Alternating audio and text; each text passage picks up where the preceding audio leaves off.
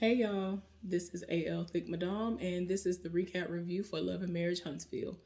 So, this episode started out with Tiffany dropping by Melody's house so that they could discuss everything that happened at the Christmas pajama party gathering, sleepover, or whatever you want to call it. Um, Melody thought that everybody was having a great time, and then when she came over, when everybody was sitting on the sofas and whatnot, she was like, "Okay, what did I miss?" And so, she was like, "I was having a great time until Stormy appeared." You know what I'm saying? I felt like if she's a friend of yours, then, maybe she'll be cool and we could create a friendship as well. But she came over there and just started stirring the pot immediately. Stormy was doing the absolute most, and I'm trying to understand why. I'm like, she seems like she thrives off of drama, and I will get to that later on because her response in this episode, it didn't even make any sense. And I'm like, girl, part of me is like, I get it, but at the same time, it's like, no. But anyway, she was just like, Stormy was doing the most. When Kimmy and I had just resolved something, she came right back over there, and it's like she ripped the bandage off again. It was like, dang, we just got good, and here you come over here asking questions, want to know what we talking about, and bringing up random stuff. So I don't know. And then like when the shade was thrown, in my mind, I'm still looking like I don't understand why y'all felt like that was just something that was so detrimental that was said by Tiffany. I guess it's because where I'm from, people have said way worse in life. And it was very clear that it was shade, and nobody had to sit there and be like, "Oh, wait a minute, you was trying to be smart." Like, cause I was like, "Wait a minute, what did I miss?" And I really did rewind it because I was like, I don't understand what y'all talking about. I still, even though they keep playing it back, I was like, I really don't see where that was so smart. Somebody being smart. Like I'm talking about, I've seen people who really have gotten smart with somebody, and the reaction instantly was a backhand, a slap, a punch, or something, because it really was them really for real getting smart. But who am I anyway? And I mean, I understand some of them live in Alabama, and a few of them are from Alabama. But I'm just saying, I guess the people I've been around in Alabama, in Montgomery, Alabama, I don't know. I guess that's just different for us because that them ain't fighting words. Them ain't no, "Oh, you trying to be smart" type of words being said. And it wasn't like it was a situation where it's like, "Oh, well, we're just too stupid to comprehend that somebody was getting smart with us." It just didn't seem that deep to me. But anyway, outside of that, they were talking about how Tiffany, y'all know that she has mentioned before that she had gotten divorced. Well, the guy who she got divorced from, she said the marriage was great. The only thing about it was that she didn't feel fulfilled financially, and that he wasn't able to provide the life that she wanted to live. And I guess when they talked about it, I guess he was content. And she wanted to be able to bring more to the table, and he would do the absolute most and still wouldn't be able to bring what she felt needed to be the financial situation that they should have. And that was literally seemed to be like the only thing that made her be like, "You know what, I gotta walk away from you." The man lived for her child, all of this, treated her well. And she even said out of her own mouth this man was her soulmate. She got emotional about it and all of that. So Melody was like, "Well, you know, hey, that's crazy," because she wanted to know, like, well, what was it? Why did y'all even get divorced? And so that was the reason. So then Tiffany was like, "Well, I came by the book signing and we didn't see the kids. Like, where were they?" And so she was like, "Well, Martell told me about it a couple of days in advance, didn't ask if this was something that I would be willing to compromise on. So some people got to learn a lesson one way or another because it was my week. And I was taking the kids to see my side of the family. We'd had deaths in the family. We had to travel. We had stuff we had to do. So I don't understand why you wouldn't, if you knew you wanted to do something big like that, why not do it when you know it's your week to have the kids?" Which to me makes 100% sense.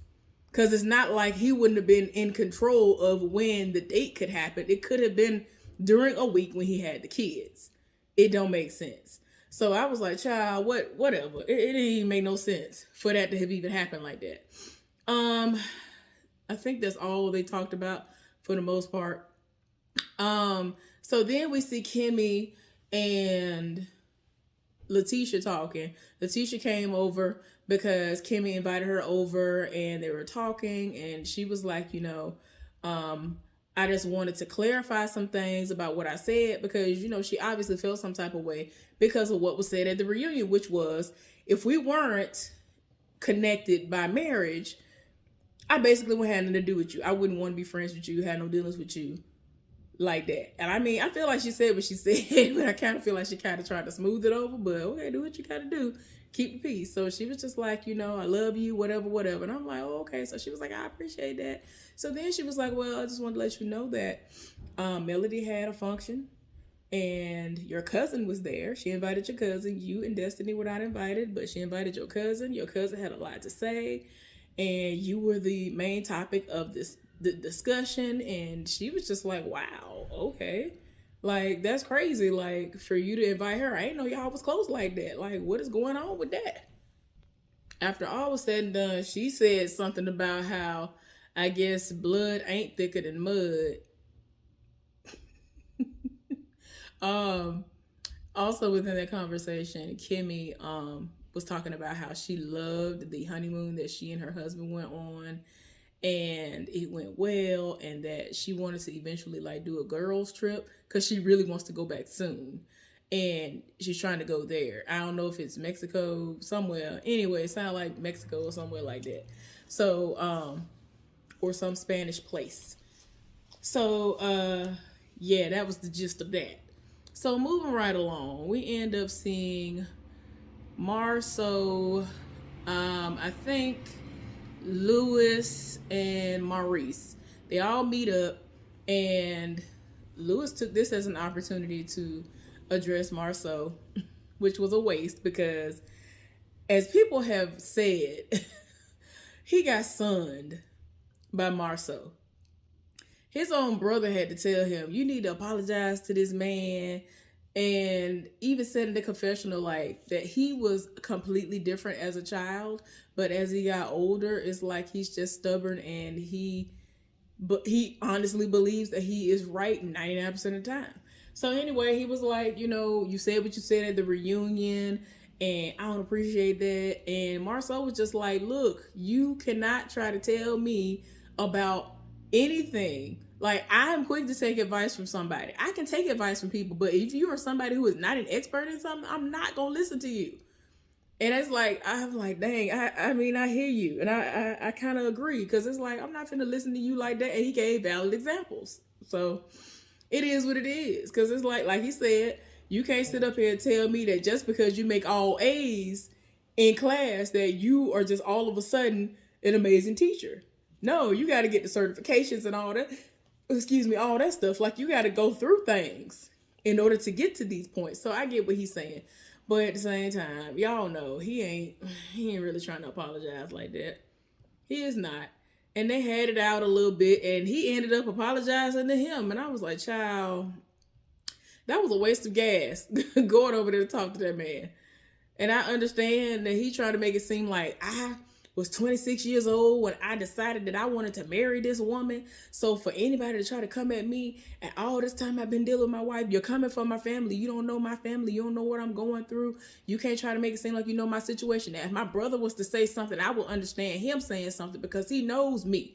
You don't even know me. So he was like, man, I've been here since 99. He was like, no, you know of me, but you don't know me. Because remember the last episode, Tiffany said, well, I used to work with him or whatever, so I know him.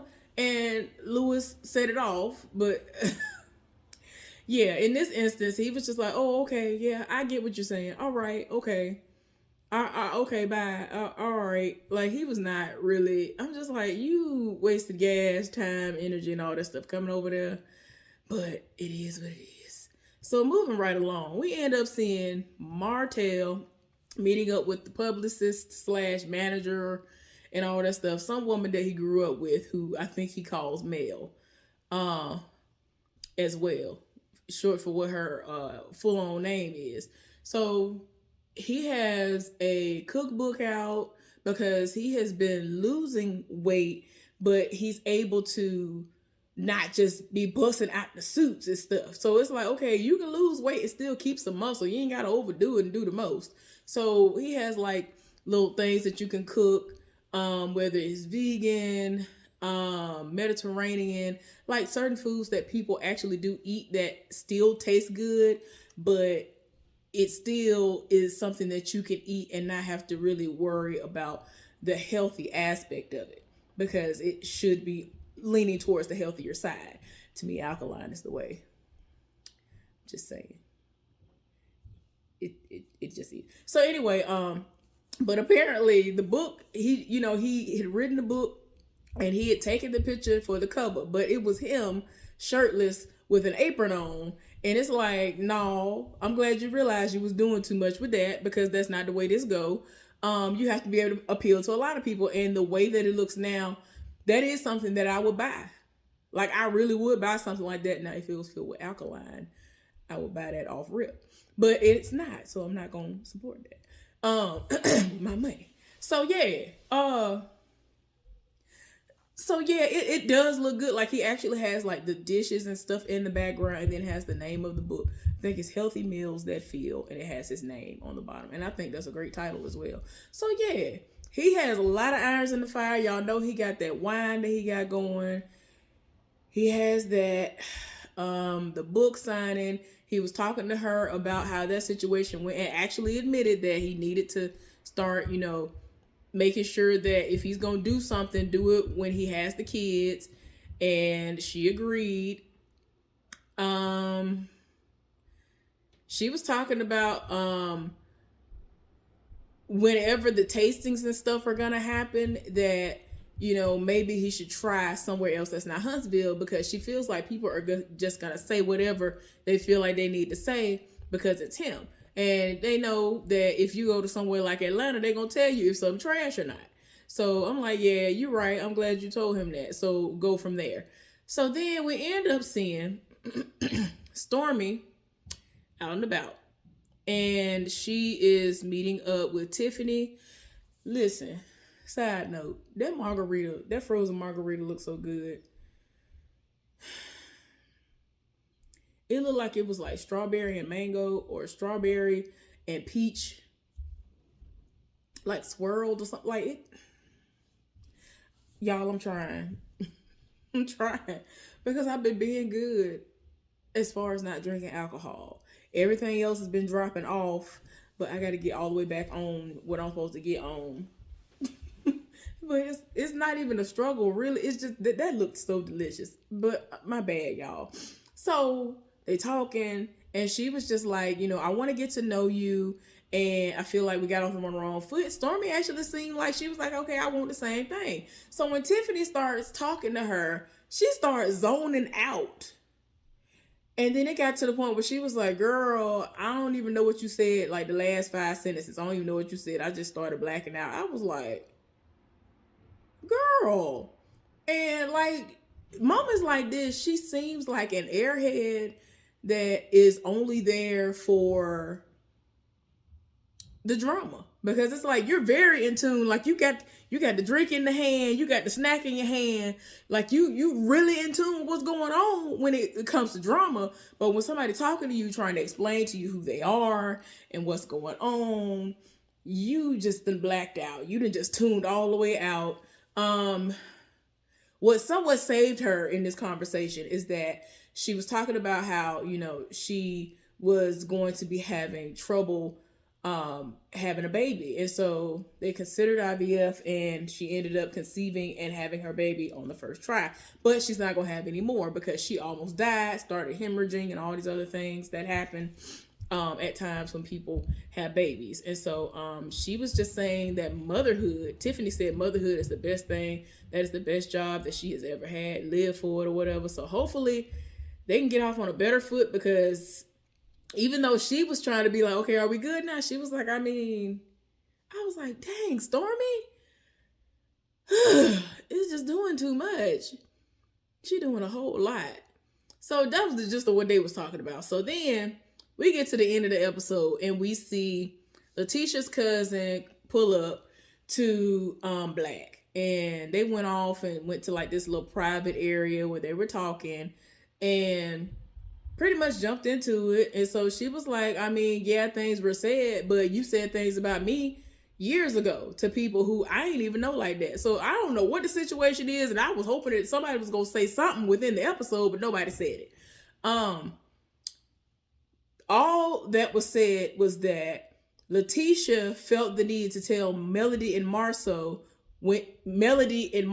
excuse me, when they were still married and that they were hosting some event at their house that the cousin was going to be going to, that she had some kind of major issue going on with her, the cousin. So she was like, I felt the need to tell them because they are my friends and they're hosting this and they deserve to know. So I'm like, well, dang, what happened? Because that wasn't COVID. So it's like, this was 5 years ago. What happened 5 years ago that you had? Like, did you have pneumonia real bad? Like, what? Like, I'm trying to understand what was going on. And then, like, she was like, I mean, I don't know what you're talking about. I don't remember. She was like, girl, don't try to make it seem like you don't remember what was said because you apologized for telling my business. And so she basically was saying to her, like, look, you done told random people my business. So, I mean, everything that's been said is stuff that's already been said by other people, and they got into it, didn't end well. And Letitia's response to all of that basically was, okay, so, you know, since we're going to agree to disagree, we ain't gonna be able to go nowhere with this. How about we just cut ties? It's like, you went from here to here and then jumped off a cliff. Why? Now, like I said earlier, I understand that there are some relationships within your family that are never going to be salvaged. I understand that. But I'm just like, are y'all doing the most for this show or what? Because I don't feel like it's that deep. Because they fell out before and then they thought they was in a good place and whatever. And she done cussed the cousin out, left out the building, and then went and got on the phone immediately to call Kimmy. So then when she came out the building, the cousin was like, so who you going to talk to about me to tell my business to now? Then they cut it off right there. Child, I was like, y'all doing the most. Y'all doing the most. Anyway, this was a mess. I hope y'all are having a good day. That's the end of this episode, y'all. I'm so exhausted. I'm about to take the locks out. And next time y'all see me, more than likely y'all gonna see my hair, which I've cut yet again. Anyway, subscribe to my channel if you have not done so. Give this video a thumbs up and let's talk about it down in the comment section.